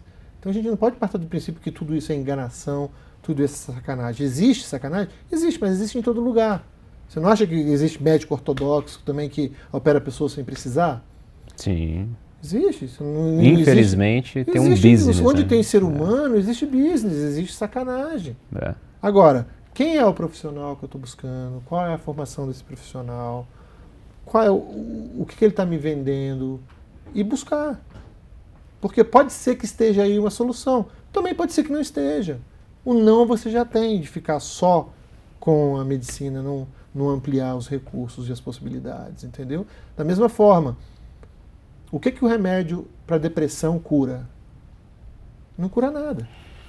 Ela ajuda a estabilizar, mas a pessoa precisa mudar a percepção dela para poder sair desse buraco que ela está. Certo. Não existe a pílula milagrosa. Porque se existisse, meu amigo, já estava todo mundo milionário, não existia mais depressão no mundo. E você vê, você trouxe só a estatística da ansiedade, mas a depressão é uma outra coisa que é extremamente problemática. O Gui, a cada 45 segundos se mata uma pessoa no mundo. Caraca. A cada 45 minutos... Suicídio. Uma pessoa se mata no Brasil. 45 minutos. Por que isso? Será que o sistema de vida que a gente está vivendo realmente é uma coisa que traz saúde para a gente? E mais uma vez, como é que eu vou conseguir sair disso? Entendendo, compreendendo não só o mundo, mas a mim mesmo. Como? Estudando, convivendo com pessoas que são melhores do que eu, né? Aí entra o fator ambiente. Ambientes né, que vão me trazer, né, um autocuidado, uma autoproteção e assim sucessivamente. Né, tem um ditado muito frequente aí no meio de vocês aí, de que você é o reflexo das 5 pessoas que você mais anda. Na vida é assim também. Se você anda com um cara que bebe o dia inteiro, que fica no boteco de 24 horas, o que você vai fazer? Provavelmente você vai estar igual a ele. Se eu não me engano é T. Harv Eker, né? T. Harv Eker. Se não me engano é ele também, mas não me lembro muito bem. Mas, entendeu? É isso. A gente precisa correr urgentemente atrás de assumir a responsabilidade pelos nossos resultados. Né? Tem até uma frase que eu gosto muito do Joel J. Né? Que ele fala, o pai dele, né? Você pode fazer o que você quiser da sua vida, mas não culpe as pessoas pelos resultados que você tem. Né? É fácil o que quiser, pense o que quiser, mas não culpe ninguém pelos seus resultados. Incrível. Então é assim, mas é realmente isso. O que você está plantando? Né? Na Bíblia é a lei da semeadura. Cara, se você planta abacaxi, você vai colher abacaxi. Perfeito. Não tem jeito. A diferença tem pessoas que plantam, né, abacaxi e vão colher mais rápido, e tem pessoas que plantam pau-brasil, que às vezes vão colher no final da vida, ou vão deixar para outras pessoas colherem. Mas vão colher o que plantou. Mas vão colher o que plantou. Ou muitas pessoas se questionam sobre qual é o meu sentido de vida aqui na Terra, qual é o meu propósito. Cara, depois que eu descobri que o meu propósito é me tornar ser humano, minha vida se torna tão melhor. Mais leve. Tão mais leve. Porque faz todo sentido. A espécie humana surgiu com o objetivo que a gente se tornasse espécie humana. É isso que a natureza exige da gente. E nem isso a gente está conseguindo fazer. Por quê? Porque a gente está nem aí para estudar, para olhar para o próximo. Porque quando a gente fala de bicho, a gente fala de lutar, fugir, correr, raiva, alegria, né, tristeza, etc. Quando a gente fala do ser humano, da sua mais alta complexidade, a gente começa a falar em amor. A gente começa a falar em compaixão.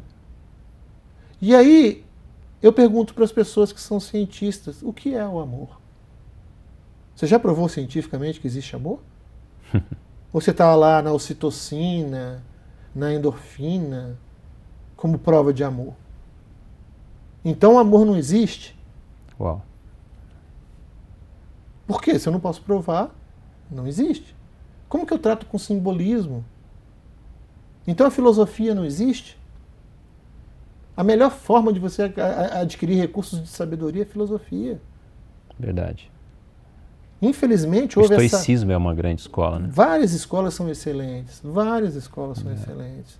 O próprio Platão, cara, é uma sabedoria imensa. Só que por conta dessa briga que houve, né, do materialismo com...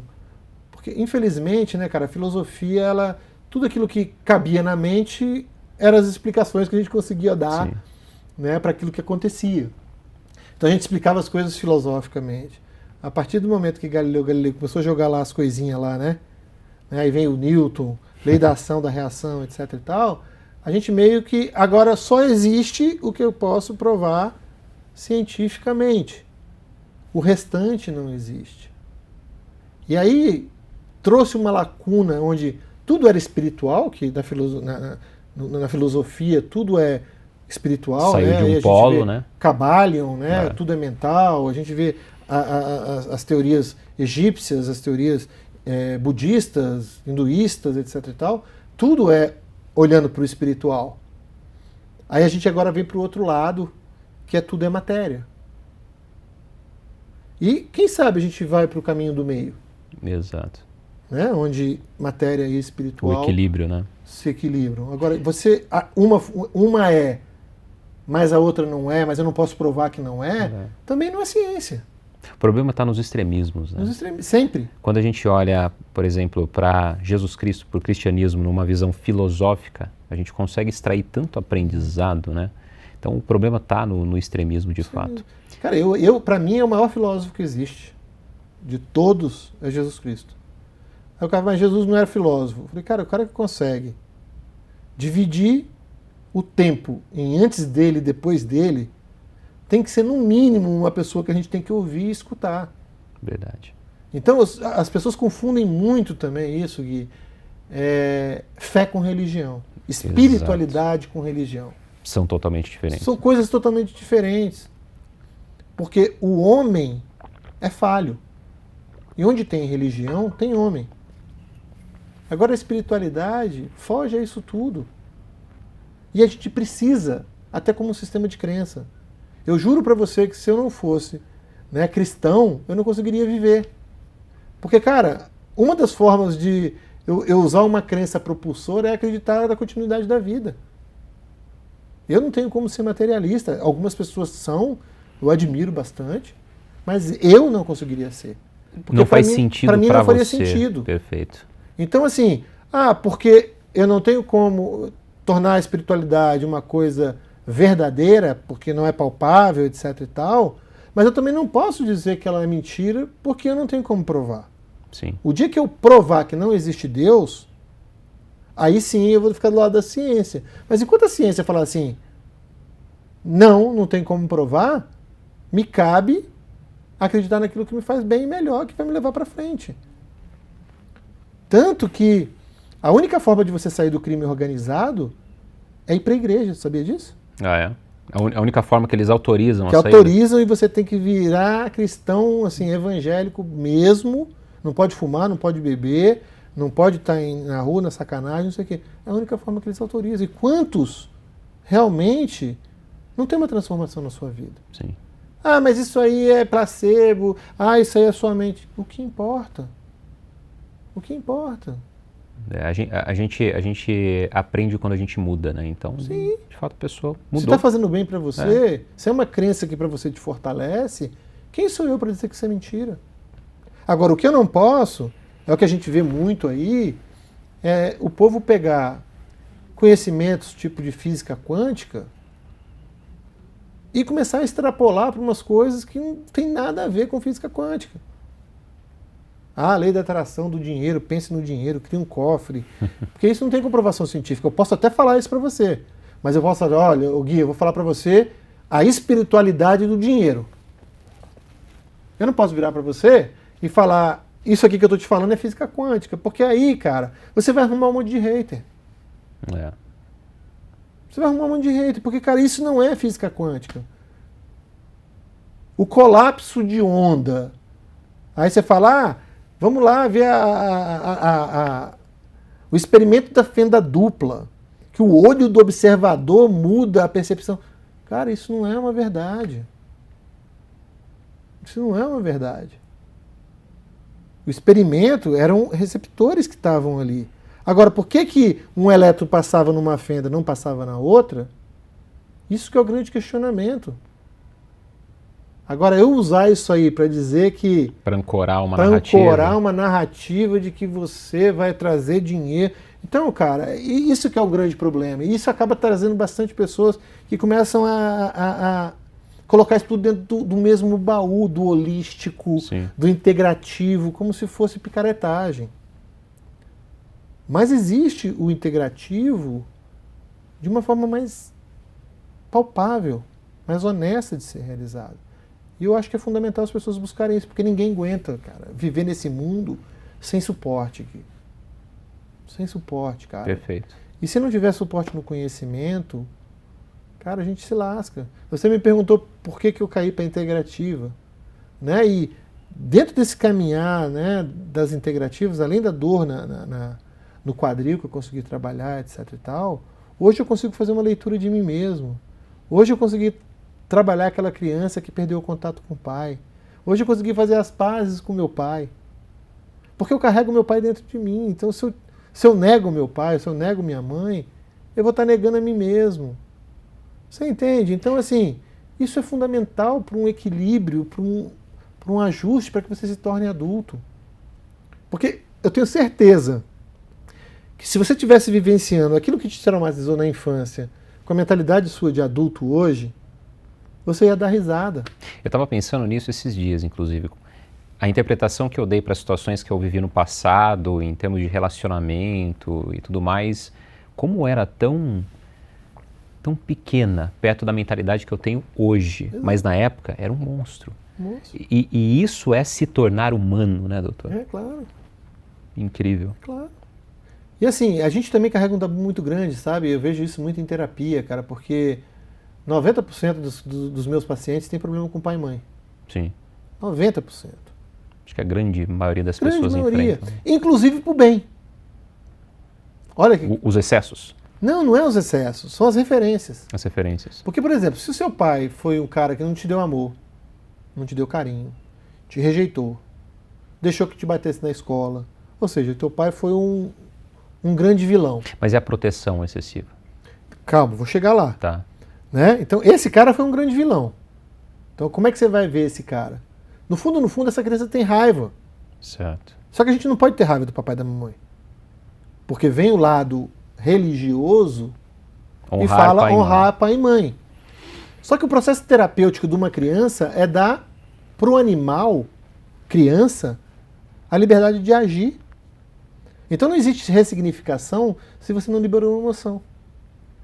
Eu primeiro preciso trabalhar o cérebro emocional para depois trabalhar o meu cérebro racional. Muito bom. Você entende? Bom, mas o outro lado também adoece. Porque se seu pai, né, sua mãe é maravilhosa, sua mãe é uma mulher assim, fantástica, o top do top de uma mulher, quando você for se relacionar, a sua régua, meu amigo, vai estar lá no pau. E não vai existir nenhuma mulher comparável à sua mãe. Porque além disso existe um sentimento de amor que você não vai sentir por uma outra pessoa, talvez pelo seu filho ou filha. Mas por um parceiro, dificilmente. E o que eu canso de ver pessoas que chegam, principalmente mulheres, que não conseguem se dar bem no relacionamento, que só dizem que tem o dedo podre, etc e tal, que também você vai olhar, o papai é o amor da minha vida e acaba estando casado com o pai porque o sarrafo está lá no alto, isso também vai adoecer. Sim. Então é nessa perspectiva que eu estou querendo te dizer. Às vezes até o perfeito também vai te ferrar. Sim. Entendeu? Agora, quando você fala de dar demais, etc e tal, isso aí, cara, já é até... vai criar pessoas fracas, dependentes de pai e de mãe. Você entende? Porque, Perfeito. cara, filhos têm que ser criados para o mundo, sabe, Gui? Quando a gente usa os conhecimentos, né, das tribos ancestrais, né, que vem lá de trás, que foi a base do trabalho de Bert Hellinger, na constelação familiar, que fala da importância de ter pais e mães fortes que coloquem o mundo para a vida. Cara, isso é fundamental. Uma pessoa que não dá certo na vida, a gente precisa olhar para dentro do ninho dela, cara. Sempre tem problema. Perfeito. Por isso que eu te falo, geralmente, os problemas das pessoas estão dentro do ninho. Então, pessoas que não conseguem financeiramente se desenvolver, que não conseguem ir para a vida, que não conseguem sair de casa, você tem que pensar na falta do masculino, do pai. Que é o pai que faz isso. A mãe carrega no colo, o pai joga pro alto. Ai, menino, corre, né? É. A mãe fica, não faz isso, pelo amor de Deus, vai virar o ventre do menino. E a gente tá lá, uhul. E o pai tá fazendo as loucuras. Né? Botar o moleque pra andar de bicicleta pra cair. Isso é ir pra vida. Sim. Certo? Então, até isso a gente precisa se perguntar, Gui. O que eu tô fazendo com o meu parceiro? O que me prende a ele? Eu tô com ele por parceria? Por troca? Ou ele é a minha banda da laranja? Amigo, banda de laranja. Tampa de panela? Tampa de panela. Isso só existe, meu amigo, no mundo da carochinha. O segredo da vida é você se tornar uma pessoa inteira. Uma laranja inteira. Porque aí, quando você é uma laranja inteira, o seu cérebro foi apresentado ao que é ser inteiro. E é claro que ele vai olhar, vai perceber e vai querer um outro cérebro inteiro. Uma outra laranja inteira. Para ir juntos os dois fazerem uma laranjada da vida. Muito bom. Só que as pessoas não se perguntam nada disso. Primeiro é a atração emocional, física. Geralmente a gente fica com alguém por conta do tesão, deu match, etc e tal. Mas o relacionamento, ele tem estágio. Ele começa assim e ele vai terminar. Porque essa primeira atração, ela vai acabar. Ela é passageira. Agora, o que mantém muitos casais juntos? Suprir a dor do outro. A necessidade do outro. Porque ninguém é vítima. Excelente. Inclusive nos relacionamentos abusadores. Quem abusa... Por que essa pessoa abusadora escolheu alguém que abusa? Até nisso tem um porquê. A gente tem que ir atrás. A gente não pode se conformar em viver uma vida de merda, cara. O universo é perfeito, a vida é perfeita. Não sei se foi Deus, não sei se foi o acaso, quem criou isso tudo, mas já está tudo aí em abundância, basta a gente ter olhos para enxergar. E aí essa questão de colapso de onda é através de conhecimento, e não de colocar ali um pedestal para o dinheiro ou qualquer coisa nesse sentido. É o conhecimento, o que me trava. Ora, se eu tenho uma família que teve falência, se eu fui pobre lá atrás, etc e tal, isso pode ser o motivo de hoje eu não conseguir chegar lá. Porque os meus parentes vão continuar pobres. Como é que você pode ficar rico sendo que eles vão continuar pobres? Será que você vai se sentir pertencendo a esse grupo? Então existe muita mística, existe muita coisinha que é a pílula mágica que vai resolver o teu problema. E não vai. Não acreditem em nada que não seja através de conhecimento, e de que trabalho. seja através de esforço, que seja através de colocar o bumbumzinho na cadeira, sentar, estudar, aprender, conviver, porque é isso que vai te transformar. O ponto de inflexão nesse caso de uma pessoa que tem vários exemplos negativos, né, com relação à prosperidade, por exemplo, na família, é justamente o conhecimento.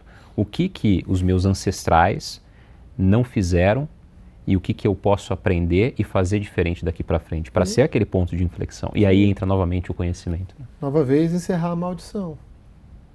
Talvez... A maldição hereditária. Talvez você consiga resolver isso sozinho. Às vezes você vai precisar de alguém para te ajudar. Mas você já vai ter o recurso. Porque eu só consigo ressignificar se eu tenho um novo significado. Eu não consigo ressignificar aquilo que para mim é igual. Se eu não adquirir, e aí a gente volta para aquele papo que você estava me falando, cara, como as coisas da minha vida passada se tornaram pequenas depois que eu adquiri o conhecimento. Aí você está pronto para passar por uma terapia. Sim. Porque você vai falar para você mesmo, para sua criança interior, cara, você é tão idiota, você vai dar até gargalhada e falar assim, vamos embora comigo. Certo? E aí você vai desensibilizar aquela emoção. Porque isso é uma outra coisa que é importante, sabe, Gui? Às vezes não é só o conhecimento. Porque o conhecimento ele está no terceiro andar, está no córtex. Mas é como se entre o terceiro andar e o segundo andar, as emoções, houvesse um hiato. Certo. Né? O pessoal dentro da hipnoterapia chama isso de faculdade crítica. É como se fosse um porteiro aqui, por exemplo. Eu cheguei aqui hoje, eu precisei me apresentar, eu precisei mostrar meu documento, tirar uma fotinha, precisaram ligar aqui em cima e falar, o Carlos está aqui. Que analisa as primeiras informações. Analisa as informações. Se não tivesse nada compatível aqui com a minha entrada, por mais que eu viesse para cá para trazer para você um bilhete premiado da loteria, eu não ia conseguir entrar. Você entende? Então, eu preciso me tornar esse bilhete premiado e muitas das vezes eu preciso de um processo terapêutico para conseguir entrar aqui dentro, para poder ressignificar este ambiente aqui, para trazer essa prosperidade, para trazer realmente aquilo que é o que vai deixar me impulsionar para a vida.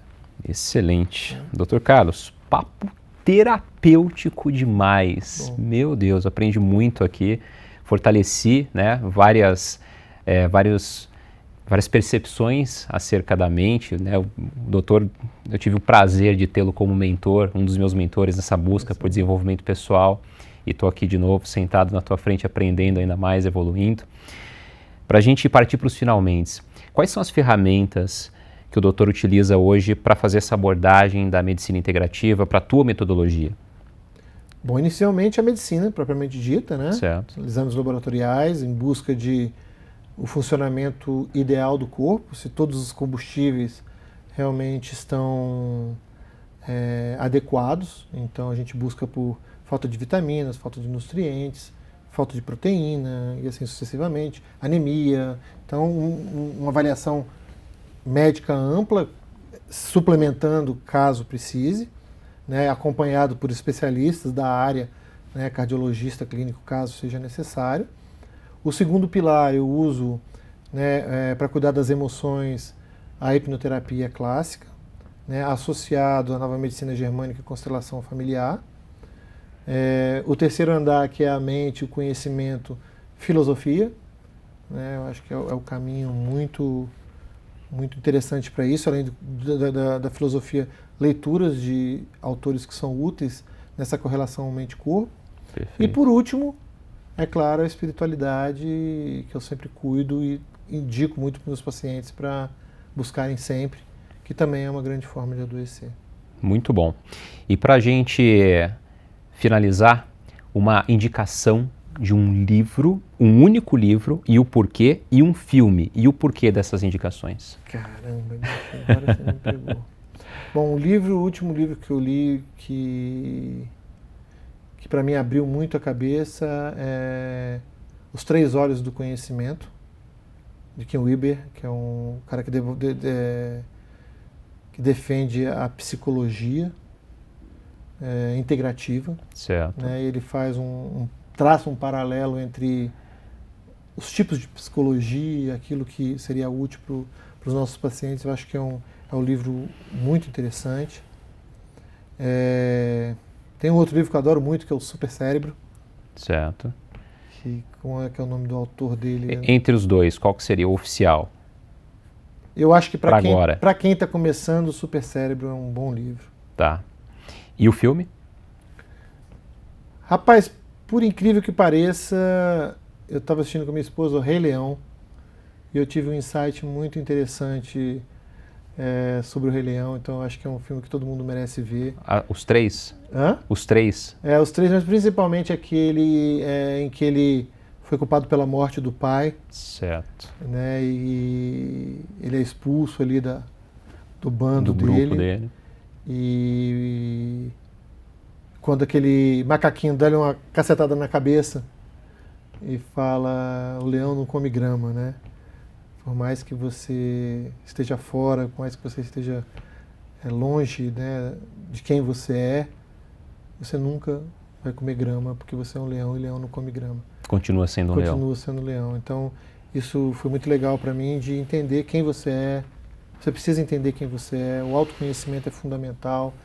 E embora tenha muitas intempéries na nossa vida, muitas coisas que a gente às vezes vai ter dificuldade, vai precisar de mentores que nos ajude, que nos mostrem o caminho, você saber quem você é fundamental para que você tenha uma vida plena.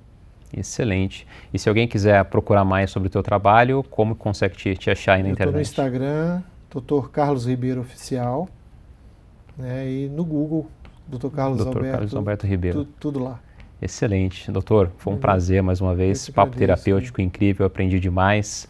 Muito obrigado pela tua presença. Eu que agradeço o convite, meu irmão. Valeu. E é isso. Esse foi o nosso episódio com o Dr. Carlos Ribeiro, do Mapa Mental, um caminho sem volta. Eu tenho certeza que várias chaves poderosas foram liberadas. Agora pega, coloca em prática e faz acontecer.